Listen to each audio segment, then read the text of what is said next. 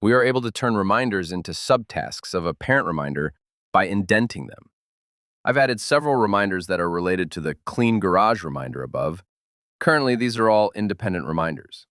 There are a couple of ways to turn these into subtasks. First, let's click and drag the sweep floor reminder on top of the clean garage reminder. Release, and it indents the sweep floor reminder, making it a subtask. Next, let's right-click on the declutter reminder and choose indent reminder. That also makes it a subtask of the clean garage parent reminder, which is displayed in bold now. Next, I'll select two more of these reminders and use the keyboard shortcut Command right bracket to indent them both. Now we have 4 subtasks.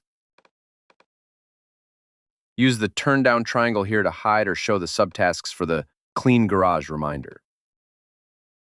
When editing or adding a subtask, hit return to add another subtask below it.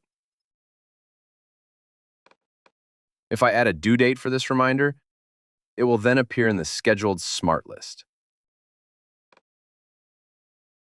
The number of subtasks related to this reminder is displayed in blue. Click, and we jump into the list that contains the parent reminder and all its subtasks. We can mark the indented reminders as completed individually. Completing the main reminder will mark all those in its hierarchy as completed as well. Right-click on a subtask and choose outdent to make it an independent reminder again. We can also use the shortcut Command left bracket to outdent reminders. Using subtasks in the Reminders app helps organize related tasks under one parent reminder, making complex to-do lists easier to manage and track.